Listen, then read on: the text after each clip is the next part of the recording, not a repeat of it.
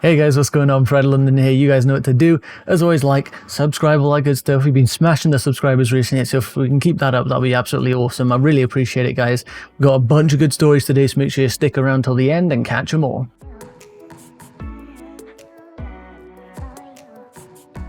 So the first one, and after that defeat to West Ham, this is one that I am very eager to see happen, as well as one of the later stories in today's video. But you can see, of course, Leicester City defender Ben Chilwell is a top transfer target for Chelsea, but reports today have suggested that they could move for an alternative. Everton's Lucas Digne has emerged as an option for Frank Lampard's side, with the London club apparently balking at the fee that would require to prize Chilwell away from the King Power Stadium. So basically the fee required for Chilwell, as we've always seen, around 75 million it's reported as in a lot of places, and I think that's pretty accurate, is absolutely stupid for us to be looking at paying that much money for a very average player like Ben Chilwell. So it just never made sense. Of course, as a player, Frank clearly sees something that he can bring out of him and turn him into a great defender, but it's not going to happen unless the fee's right, and Leicester are not budging on their fee. So at 75 million, I don't think we'll be getting him at all. I think we'd have to see it around 50 million maybe, which is crazy considering, think of the level that we got Hakim Ziyech, 30 something million, Timo Werner, 50, 47 million, somewhere around there. Ben Chilwell is not worth more than either of those players. It's ridiculous. So it's very good news that Lucas Digne is, now apparently an option for Chelsea, because if you don't know about Lucas Digne, let's go take a look at his stats. So he's only 26 years old, not the tallest, but as a fullback you don't necessarily need to be that tall, although we saw Aspi definitely lacking in that department in the game against West Ham. In the Premier League this season, he's made 29 appearances and got 6 assists, so very good numbers there, with a 7.15 average rating. So he's sort of flown under the radar. No one's really raving about this guy. I'm pretty sure he moved from Barcelona to Everton.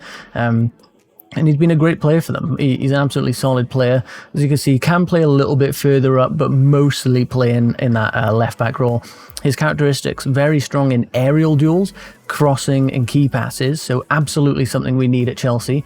Taking set pieces, that'll be good if Willian leaves, another person that we can throw on them. Direct free kicks, ball interception is strong, and concentration is strong. His style of play is he likes to cross. So just looking at those characteristics, he is a strong candidate for us to be buying him. It's kind of crazy to think that we haven't really been linked with him much before at all. But these very strong ones stand out massively to me. Aerial duels is huge. That's what you want. Crossing, very key, given how we currently play. We use those fullbacks further up the pitch, and key passes are very strong. So it's very, very good stats from him. And as you can see here in his recent games, if we just count the last 3 since the return of the Premier League, 7.33, 7.65 managed to get an assist, and a 7.41, and this one was against Liverpool. The 7.33, that was against Liverpool. So obviously this guy is a little bit of a beast. He's a very good player. If we take a look at his transfer value, it's only 25.2 million. So again, similar to the fee of Tagliafico, which I think is around 22 million. Contract does run until 2023, so there's room to maneuver for Everton there. They're not going to want to sell this guy by any means, and he's heading into the prime years of his career. So it's going to be a difficult one, but it's certainly going to be a lot cheaper than Ben Chilwell is. So personally, I would be very, very down for this. He would possibly be my number one option, given that Alex Telles not happening really. Tagliafico, it seems like it's just a worst case scenario for Chelsea, which is weird because he seems like a great option. But Lucas Digne could be top of that list at the moment. Very good option.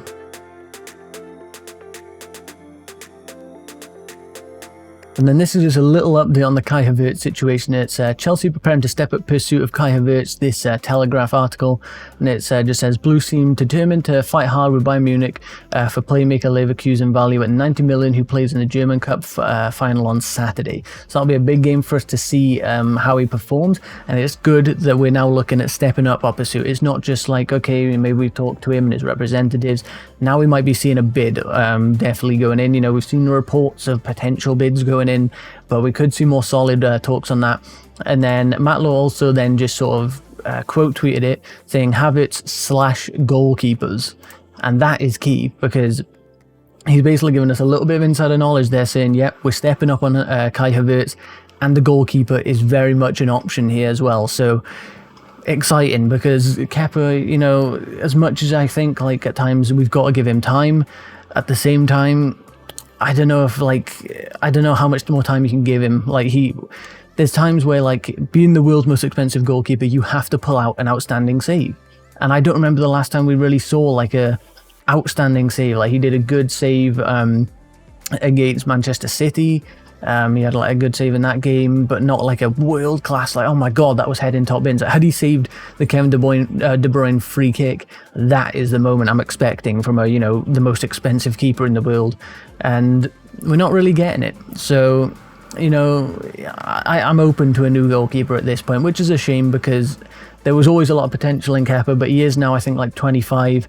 And yes, keepers, he could be playing for another 10 years at least, but he's going to have to improve his performances, otherwise he's not going to be playing at a top club for the next 10 years.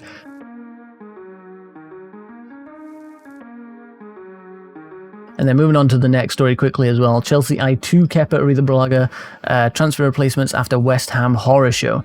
And these two are Mike Maignan and Alphonse Areola. Now, I think Areola is one that you've probably heard of, whereas the other one I have not personally. But it says Chelsea are interested in both, according to reports. The goalkeepers have been identified as potential replacements after the Blues slipped to a 3-2 defeat against West Ham.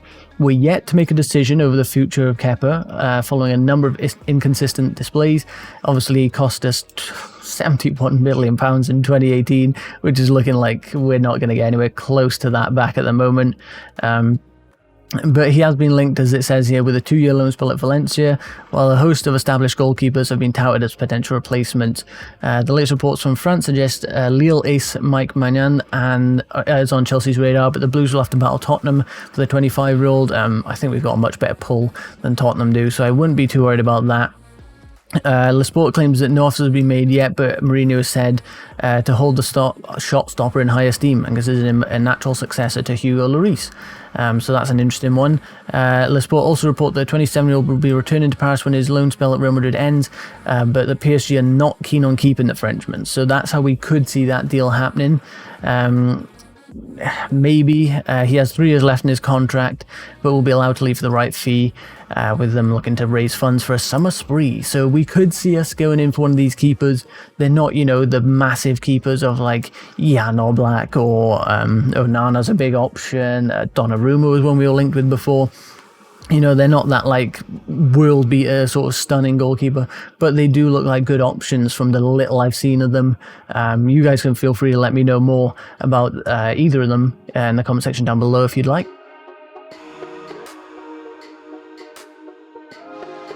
Now we're going to talk about defenders here, and this one might come as a bit of a surprise, but the next one will be a bit of a good one for you.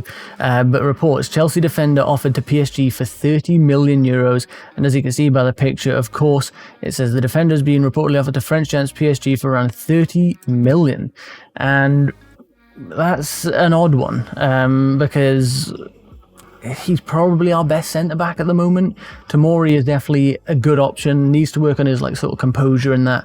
But Kurt Zouma is probably our best centre-back. He's the most physical, he's best in the air, decent passing on him, nothing spectacular. Rudiger showed in that game against West Ham that he just has no hope left. Like, I think Chelsea fans have just lost their patience with him.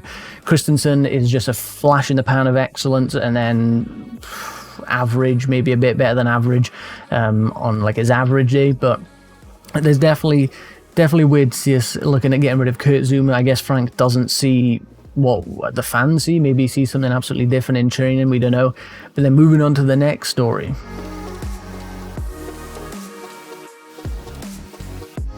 Chelsea joined the race for Dayot Upamecano. And that is news that you'll love to hear. According to Football.London, Chelsea have entered the race for Dayot Upamecano. We'll have to go up against the likes of Arsenal, AC Milan, who are keen on the Frenchman. Upamecano is one of Europe's most highly rated defenders and has made 36 appearances this term. It was revealed by The Athletic last week that Chelsea are hoping to convince Leipzig to do more business. Signing Upamecano on top of Timo Werner will see us rob the Germans of their crown jewels, which is very true. We'll be taking their 2 best players realistically. The 21-year-old has a year left on his contract, so a lot of bargaining room there. With Leipzig, and has £72 million exit release clause in there as well. So I mean, either way, if we want him, we can get him because we have to pay 72 million, but that is going to be quite a lot, and I don't see us doing that. But the fact he's only got 1 year left on that contract, he could really help us by sort of pushing for the move, and I could see it happening if he sees that Timo Werner's, decided to join here, sees Hakim Ziyech joining, Kai Havertz is another option. He could see himself and see this defense and be like, well, I can definitely establish myself as a star in that team. So this deal makes a lot of sense for me. So I'm very excited that we're now in the race for the Dayot Upamecano again.